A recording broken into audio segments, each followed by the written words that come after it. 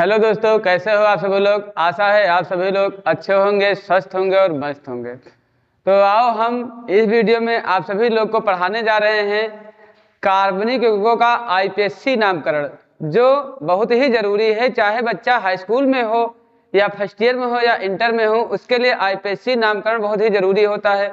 और लगभग में बच्चों में आईपीएससी नामकरण करने में बहुत ही दिक्कत होती है। ठीक, क्योंकि ये बहुत ही कठिन लगता है कि हम कैसे क्या करेंगे। तो इस वीडियो में हम आपको बहुत ही सरल एवं आसान तरीके से आईपीएससी नामकरण करवाएंगे। बस जो हम बताएंगे कुछ बातें उनको थोड़ा हमेशा ध्यान रखना। अगर उनको पता अच्छे से जान गए तो आईपीएससी नामकरण करने में कोई दिक्कत नहीं होगी। तो हम शुरू करते हैं। आईपीएससी नामकरण करने के लिए कुछ प्रमुख बातें जो याद करनी ही पड़ेंगी। जैसे ये होता है आईपीएससी नामकरण, जैसे हमें करना है CH3, CH2 और CH3 का आईपीएससी नामकरण करना है। तो हमें ये पता होना चाहिए कि एक कार्बन के लिए क्या लगाते हैं, दो कार्बन के लिए क्या लगाते हैं, तीन कार्बन के लिए क्या लगाते हैं। तो इस बात का तो पता होना ही चाहिए। और अगर ये बात जान गए तो फिर आईपीएससी नामकरण करने में इतनी कोई दिक्कत नहीं हो सकती है। देखो, अगर कहीं कार्बन की संख्या 1 हो तो हमेशा लगाना मैथ, अगर कार्बन की संख्या 2 है तो हमेशा क्या लगाना, एथ, और 3 है तो प्रोप, 4 है तो ब्यूट, 5 है तो पेंट, 6 है तो हेक्स, 7 है तो हेप। ये पता होना चाहिए। 10 है तो डग लगना चाहिए। अगर कार्बनिक यौगिक जो बनते हैं अगर उनके मध्य सिंगल बंध है तो हमेशा लगाना एन, और अगर उनके मध्य डबल बॉन्ड है तो हमेशा लगाना इन, और अगर उनके मध्य ट्रिपल बॉन्ड है तो लगाना हमेशा आइन लगाना। जैसे ये एक यौगिक है तो इस यौगिकों का नामकरण करना है, आईपीएससी नामकरण करना है। तो इनमें देखें, एक कार्बन, दो कार्बन और तीन कार्बन। तो हम जानते हैं 3 कार्बन के लिए क्या लगाते हैं, प्रोप। तो हम 3 के लिए लिख दिए प्रोप, 3 के लिए प्रोप लिख दिए। 3 के लिए जब हम प्रोप लिखें तो अब यहां देख रहे हैं, यहां कार्बन कार्बन के मध्य सिंगल बंध है, एकल बंध है। सिंगल मतलब एकल बंध है, तो एकल के लिए क्या हम लगाते हैं, एन। तो प्रोप में हम लगाएं एन, प्रोप में एन। तो अगर इसको एक में पढ़ो, संधि पढ़ना जानते हो आप सभी लोग। अगर हम प्रोप में एन करें तो प्रोप एन, तो इसका पूरा नाम क्या हो जाएगा, प्रोपेन। तो ये CH3, CH2, CH3 का नाम हो गया हमारा आईपीएससी प्रोपेन। जैसे एक है CH3 सिंगल बॉन्ड CH3, तो यहां देखो कार्बन कितने हैं, एक कार्बन और दो, और हम बता चुके हैं 2 कार्बन के लिए क्या लगाते हैं, एथ। तो 2 के लिए डायरेक्ट लगा दिए हम एथ। इसके बाद हम देखें इनमें सिंगल बंध लगा है या डबल बंध। तो देख रहे हैं यहाँ सिंगल बंध लगा, सिंगल बंध के लिए हम हमेशा लगाते हैं एन। तो एथ में हम लगा दिए एन, तो पूरा नाम हो गया हमारा एथ एन। तो इसका आईपीएससी नाम हमारा हो गया एथेन। जैसे ये है तीसरा CH2 डबल बॉन्ड CH2। तो CH2 डबल बॉन्ड, अगर यहाँ सबसे पहले आपका ये काम है कि उसमें देखो कार्बन कितने हैं। तो यहाँ देखा जाए हमारा कार्बन की संख्या कितनी है, एक कार्बन और 2। तो हम जानते हैं 2 कार्बन के लिए आपको लिखा ही चुके हैं, 2 के लिए हम हमेशा लगाते हैं एथ, 2 के लिए लगाएं एथ, और 2 के लिए एथ लगाएं। यहाँ देखें सिंगल बंध नहीं है, यहाँ पर आ गया हमारा डबल बंध। अगर सिंगल होता है तो हम एन लगाते हैं, और हम लिखा चुके हैं कि अगर डबल बॉन्ड है तो हम क्या लगाएंगे, इन। तो एथ में लगाएं इन, एथ में इन। तो पूरा नाम एक ही में पढ़ो, संधि इसका कर दो एथ इन, तो नाम हो गया एथ इन। तो टोटल हम कह सकते हैं एथीन। तो इस CH2 डबल बॉन्ड CH2 का नाम हो गया एथीन। अब देखा जाए जैसे चौथे वाले के लिखना है, इनमें सबसे पहले कार्बन गिनो, कार्बन 1, 2, 3 और 4। हमारे कार्बनों की संख्या हो गई 4। तो हम जानते हैं 4 के लिए भैया लगाते हैं ब्यूट, 4 के लिए ब्यूट। तो हम 4 कार्बन के लिए लगा दिए ब्यूट। अब इसके बाद देखें यहाँ पर सिंगल है, यहाँ पर डबल है, तो 2 ज्यादा होता है उसकी मान्यता होती है, यहाँ डबल बॉन्ड के आधार पर इसमें लगाना है। तो जैसे डबल बॉन्ड है तो डबल बॉन्ड, अब यहाँ पर जब बीच में डबल बॉन्ड सिंगल बॉन्ड आ जाए, डबल बॉन्ड आया तो उनका हम गिनती करते हैं, कार्बन की गिनती करते हैं। कार्बन की गिनती उस ओर से करते हैं जिधर से डबल बॉन्ड हमको जल्दी मिल जाए।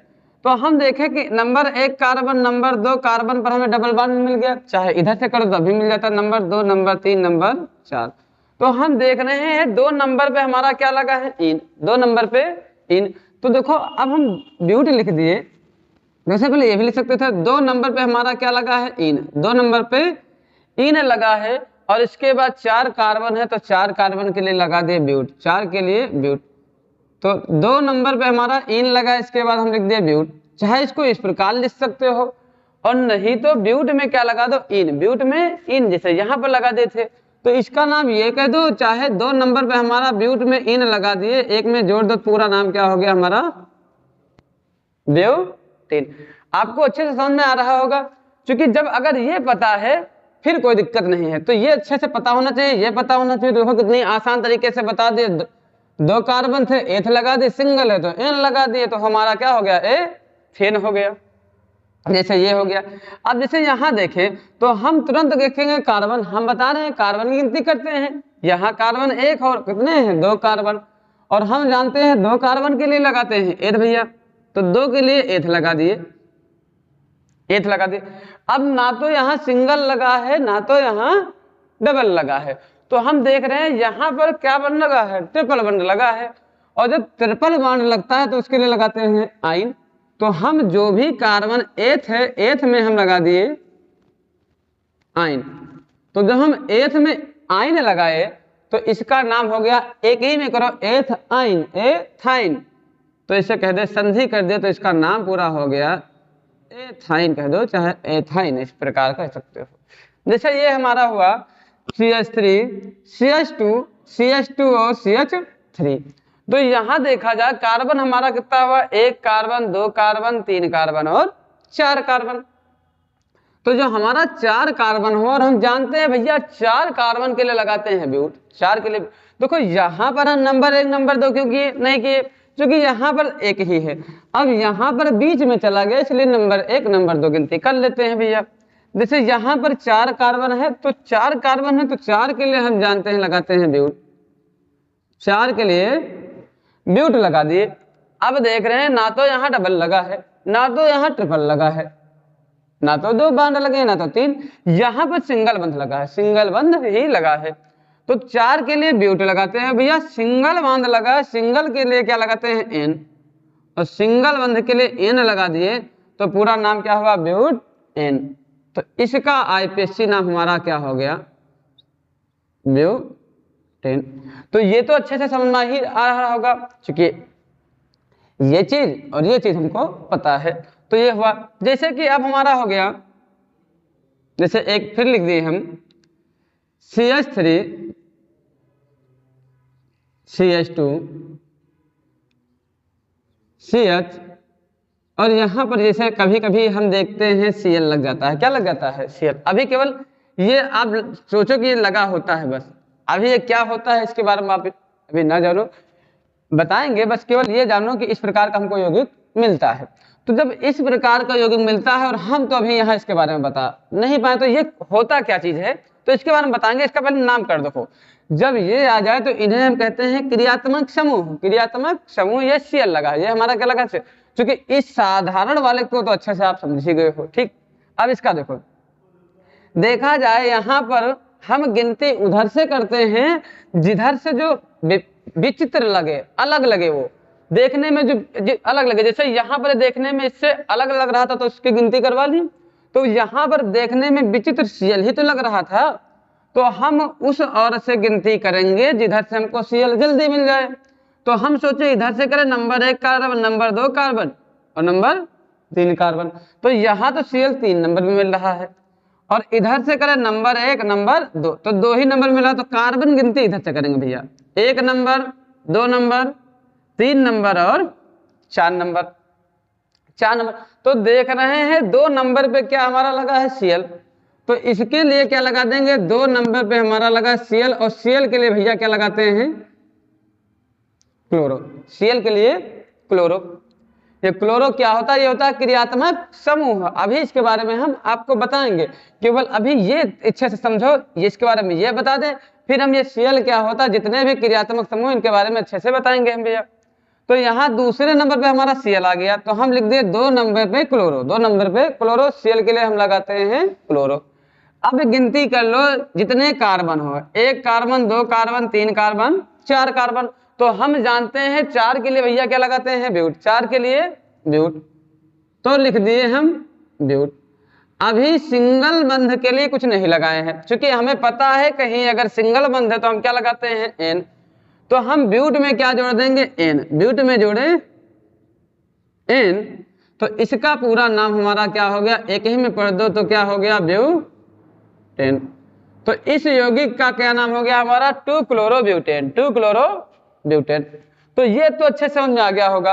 पहले आप सभी लोग इसका स्क्रीनशॉट ले लो, क्योंकि अगर आईपीएससी नामकरण करना है भैया तो ये चीज तो जानना बहुत ही जरूरी है, क्योंकि अगर ये नहीं आए तो आईपीएससी नामकरण नहीं हम कर सकते हैं। तो पहले इनका स्क्रीनशॉट ले लो, इसके बाद फिर हम इसे आगे बताएं, ये सीएल क्या होता है, क्रियात्मक समूह क्या होता है, इनके बारे में आपको बताएं।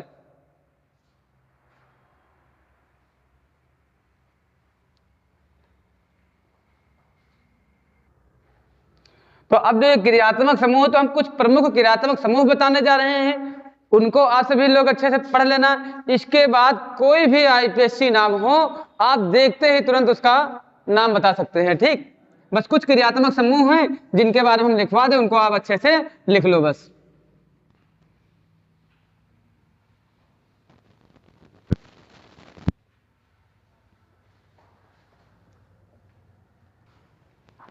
तो अब हम जो कुछ प्रमुख क्रियात्मक समूह हैं उनका नाम देख, मतलब वो देख ले, उनके लिए क्या लगाते हैं। इसके बाद हम आईपीएससी नामकरण करें, फिर कोई भी यौगिक हो उसको देखते हैं, उसका आईपीएससी नाम आप सभी लोग बता देंगे।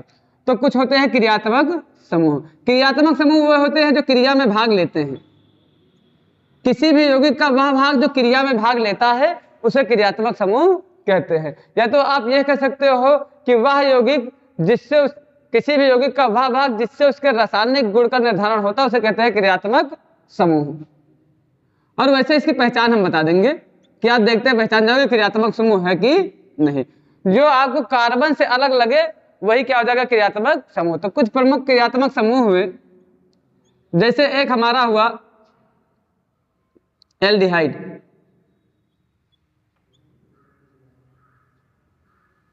एल्डिहाइड समूह, एल्डिहाइड समूह जो होता है वो होता है CHO। कहीं पे CHO लगा हो तो उसके लिए हम लगाते हैं एल्डिहाइड समूह, उस समूह को कहते हैं एल्डिहाइड समूह। और CHO के लिए हम लगाते हैं अल। अल कहो या तो एल, अल कहो या तो एल कह देना आप। एक जो दूसरा होता है भैया होता है एल्कोहल समूह।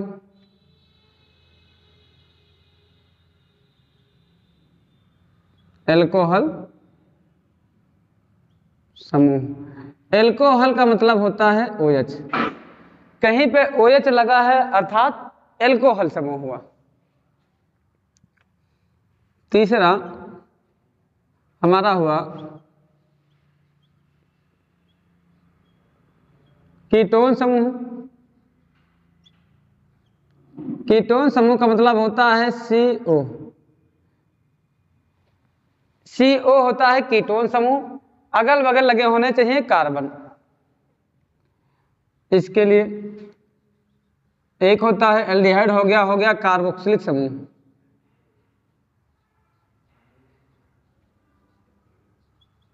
कार्बोक्सिलिक समूह वो होता है COOH। COOH। इसके बाद हमारा हो गया ईथर समूह। ईथर समूह हमारा होता है O वाला। O एक प्रकार का ईथर समूह है भैया। इसके बाद देखो हम इनको बता दें, एल्कोहल समूह है तो उसके लिए हम लगाते हैं आल। एल्कोहल के लिए लगाएंगे आल। कीटोन समूह है, अगर कीटोन समूह है तो इसके हम कीटोन ओन, नाम में पता चल रहा है ओन, इसके लिए लगाते हैं ओन। अगर कहीं कार्बोक्सिलिक समूह है तो इसके लिए लगाते हैं भैया ओइक अम्ल। ओइक अम्ल, ये है ओइक अम्ल। और अगर ईथर समूह कहीं पर लगा है तो उसके लिए लगाते हैं भैया ऑक्सी समूह। ऑक्सी लगा देंगे, वो होता है ईथर समूह भैया, ईथर समूह। एक हुआ हमारा हेलोजन समूह, हेलोजन समूह। तो जो हमारा हेलोजन समूह होता है उसको लिखते हैं एक्स। इसके अंतर्गत कई लोग आते हैं। हेलोजन समूह को हम प्रतीक में लिखते हैं एक्स, इसके अंतर्गत कई लोग आते हैं F, Cl, Br, I, fluorine, chlorine, bromine और आयोडीन। अगर कहीं F लगा है तो F के लिए लगाते हैं हम भैया फ्लोरो, F के लिए फ्लोरो लगाते हैं। Cl लगा है तो Cl के लिए लगा देंगे हम क्लोरो। और अगर Br लगा है तो ब्रोमो, और I लगा है तो आयोडो। तो ये जो हमारे क्रियात्मक समूह हैं इनको अच्छे से आप समझ ही लेना, क्योंकि अगर ये नहीं पता है फिर आईपीएससी नामकरण करने में आप सभी लोगों को दिक्कत हो सकती है, क्योंकि ये पता होना बहुत ही जरूरी है। केवल ये पता होना चाहिए और ये पता होना चाहिए, फिर आप किसी भी कार्बनिक यौगिक का नामकरण बहुत ही आसान तरीके से, जैसे कि एक हमारा लगा है यौगिक है एक CH3, CH2, CH2 और Cl, CH2 और Cl। तो आपको दिख रहा है कि यहाँ पर दो क्रियात्मक समूह, आपको सबसे भिन्न कौन लग रहा है ये, और ये Cl एक प्रकार का क्रियात्मक समूह है। और हम बता चुके हैं, तो जब इसका नामकरण करना है तो हम जानते हैं कि Cl के लिए क्या लगाते हैं क्लोरो, Cl के लिए क्लोरो। तो जब कभी जो कार्बनिक यौगिक में हेलोजन समूह लगा होता है तो उसका नामकरण पहले करते हैं। तो Cl है तो Cl के लिए हम क्या लगाते हैं क्लोरो, Cl के लिए लगा दिए क्लोरो। अब इसके बाद हम आपको बता चुके थे कि कार्बन की गिनती करो भैया। कार्बन देखा जाए, एक कार्बन, दो कार्बन और तीन, और हम बता चुके हैं कि तीन कार्बन हो तो उसके लिए लगाते हैं प्रोप, तीन के लिए प्रोप। और यहां पर क्या लगा है सिंगल बॉन्ड, सिंगल ही बंद लगे हैं तो हम सिंगल के लिए क्या लगाते हैं एन। तो प्रोप में हमेशा एन, क्लोरो में कभी एन ना जोड़ना, प्रोप में क्या जोड़ेंगे एन, जितने भी कार्बन होते हैं उसमें लगाएंगे एन। तो कार्बन है तीन, तीन के लिए प्रोप, प्रोप में लगा दे एन, तो इसका नाम क्या हो गया क्लोरोप्रोपेन। इसलिए 1 क्लोरोप्रोपेन भी कह सकते थे। 1 क्लोरो का मतलब क्रियात्मक समूह की गिनती करें तो क्रियात्मक समूह पहले नंबर कार्बन पर लगा है, इसीलिए इसे क्या कहते हैं 1 क्लोरोप्रोपेन हमारा हो गया। जैसे कि लिखा है CH3, CH2 और OH लगा है, लिखा है CH3, CH2 और OH। तो यहां पर सबसे पहले देखो कार्बन कितने हैं, देखो यहाँ पर क्रियात्मक समूह तो आपको लग रहा कि OH है, क्या है OH। तो यहाँ पर OH के लिए आल भी लगा सकते हैं, तो पहले नहीं तो ऐसे देखो कितने कार्बन समूह हैं, कार्बन कितने हैं 2, और हम जानते हैं 2 के लिए क्या लगाते हैं एथ, 2 के लिए लगा दिए एथ। और सिंगल बंध लगा है, यहाँ पर लगा सिंगल, और सिंगल बंध के लिए लगा देते हैं एन, तो नाम क्या हुआ एथेन। और अब देखो OH लगा है, और हम बता चुके हैं भैया अगर OH होता है एल्कोहल समूह और इसके लिए लगाते हैं आल, तो एथेन में लगा दिए हम आल। तो पूरा एक ही में कर दो भैया एथेन आल, एथेन आल, तो इसे हम क्या कह सकते हैं एथेनॉल। अगर ये सभी लोग आप देख लिए, फिर कोई भी आईपीएससी नामकरण हो तुरंत देखते ही बता दोगे आप। जैसे कि हमारा है CH3 CHO, CH3 CH2 CH2 CHO CHO। अब इसका करना है तो देख रहे हैं कि एक कार्बन, दो कार्बन, तीन कार्बन और चार कार्बन, भैया यहाँ OH तो लगा नहीं है, तो हमको विचित्र लग रहा है अलग CHO। और हम जानते हैं CHO कौन सा समूह होता है एल्डिहाइड, और एल्डिहाइड समूह के लिए या तो अल लगाओ या तो एल लगाओ। तो सबसे पहले भैया कार्बन गिनती करो, तो कार्बन यहाँ कितने हैं, एक कार्बन, दो कार्बन, तीन कार्बन और चार। देखो ये भी कार्बन गिनती हम इसमें कर लेते हैं। तो देखो 4 कार्बन के लिए क्या लगाते हैं ब्यूट, तो डायरेक्ट 4 कार्बन के लिए लगा दो भैया आप ब्यूट। एकल बंध है, एकल के लिए एक एन लगाते हैं, तो ब्यूट में लगा दिए एन, तो नाम क्या हुआ ब्यूटेन। अभी तो हम CHO के लिए कुछ लगाए ही नहीं है, और हम जानते हैं CHO के लिए क्या लगाते हैं अल, अल कह दो चाहे एल कह दो। अब इसे पूरा एक ही शब्द में बोलो, ब्यूटेन अल, ब्यूटेन अल, तो इसे क्या कह दो, ब्यूटेनल। संधि करोगे तो इसका नाम हो जाएगा ब्यूटेनल। तो ये एल्डिहाइड समूह हो गया। अच्छे समझ में आ रहा होगा भैया। फिर जैसे लिखा है हमारा CH3O CH3, तो यहां पर देख रहे हो ये तो ना तो एल्डिहाइड समूह है, क्योंकि एल्डिहाइड CHO होता है, क्योंकि यही तो क्रियात्मक समूह है, यही सबसे अलग लग रहा है। O है ईथर समूह, O है ईथर। देखो बताए हैं अगर अगल बगल कार्बन लगे हो, बीच में O लगा तो उसे कहते हैं ईथर समूह, और ईथर के लिए लगाते हैं ऑक्सी। तो यहाँ देखो इनके दो पार्ट होते हैं भैया, एक पार्ट इधर हुआ, एक पार्ट इधर हुआ। तो इधर वाला कार्बन कितना है, एक, और एक के लिए क्या लगाते हैं, मैथ। एक कार्बन के लिए देखो लिखवा चुके हैं, एक कार्बन के लिए लगाते हैं मैथ, और मैथ में भैया लगा देंगे ऑक्सी, मैथ में ऑक्सी। इसके बाद जो भी यौगिक लिखा है इसके बाद एक कार्बन है, एक के लिए मैथ लगाएंगे, और सिंगल बंध है इसलिए लगा देंगे एन। इसको एक में पढ़ो, मैथ ऑक्सी, तो इसे हम कह सकते हैं मेथॉक्सी, मेथ ऑक्सी। एक कार्बन हो इसलिए हम क्या लगा दें, मेथेन। तो इसका नाम क्या हो गया हमारा भैया, मेथॉक्सी मेथेन, मेथॉक्सी मेथेन। अच्छे समझ में आ ही रहा होगा भैया। जैसे लिखा है हमारा CH3CO CH3, यहां देखो जैसे और लंबा कर लो आप सभी लोग, जैसे CH3 CH2 CH2 और CH3। अब इसका नामकरण करना है तो देखो एक कार्बन, कार्बन गिनो, 1 2 3 4 5 और 6, और हम जानते हैं 6 कार्बन के लिए क्या लगाते हैं, हेक्स। तो 6 के लिए हम यहां लिख दिए हेक्स। एकल बंध लगा है, एकल बंध के लिए लगाते हैं एन, तो नाम क्या हुआ, हेक्सेन। अब यहां देख रहे हो ये ना तो एल्डिहाइड समूह है CO, और हम जानते हैं CO कौन सा समूह है, कीटोन, और कीटोन समूह के लिए क्या लगाते हैं, ओन। कीटोन के लिए ओन, तो C के लिए क्या लगा दिए हम, ओन। तो इसका पूरा नाम देखो क्या हो रहा है, हेक्सेनोन, हेक्सेनोन। तो इसे एक शब्द में कह सकते हो हेक्सेनोन, संधि कर रहे हैं हेक्सेनोन। ये हो गया इसका नामकरण। अच्छे समझ में आ रहा होगा आप सभी लोग को। जैसे कभी कभी क्रियात्मक समूह एक ही में दो क्रियात्मक समूह लगे होते हैं भैया। जैसे लगा है CH, यहां लग गया हमारा CH, यहां लग गया CH, यहां लग गया OH, और यहां हमारा लग गया CH3। अब तो यहां पर क्रियात्मक समूह दो है Cl। तो हम भैया गिनती करना शुरू करेंगे। गिनती उधर से शुरू करते हैं जिधर से क्रियात्मक समूह जल्दी मिल जाए। अगर इधर से करें 1 number carbon 2 number carbon, 1 number carbon 2 number carbon पे मिल रहा है। तो अब देखो दोनों तरफ से मिल रहे हैं, तो हम देखेंगे किधर से हमको क्रियात्मक समूह जल्दी मिल रहा है। तो देख रहे हैं यहाँ पर क्रियात्मक समूह Cl है, तो Cl का पहला अक्षर क्या आएगा, C। ऑल का पहला अक्षर क्या आएगा, O। तो अगर ऑल लगाए, ऑल का पहला अक्षर आएगा O। तो अल्फाबेट में जो ABCD में C पहले आता है, तो जिधर से मतलब अल्फाबेट वाला नाम पहले आए गिनती उधर से करते हैं।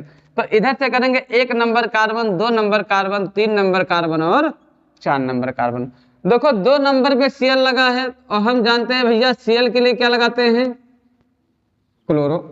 Cl के लिए हम क्या बता चुके हैं, क्लोरो। 3 नंबर पे ऑल लगा है, 3 नंबर पे OH के लिए हम क्या लगाते हैं, आल। तो हम लिख देंगे 3 नंबर पे क्या लगा है, आल। इसके बाद देखो 1 number carbon, 2 number carbon, 3 number और 4, और 4 कार्बन है, तो 4 के लिए क्या लगाते हैं, ब्यूट। तो 4 के लिए हम लगा दिए ब्यूट। इसको इस प्रकार लिख दिए। अगर इस प्रकार नहीं लिखना तो आप इस प्रकार भी लिख सकते हो कि 2 नंबर पे क्या लगा है, क्लोरो।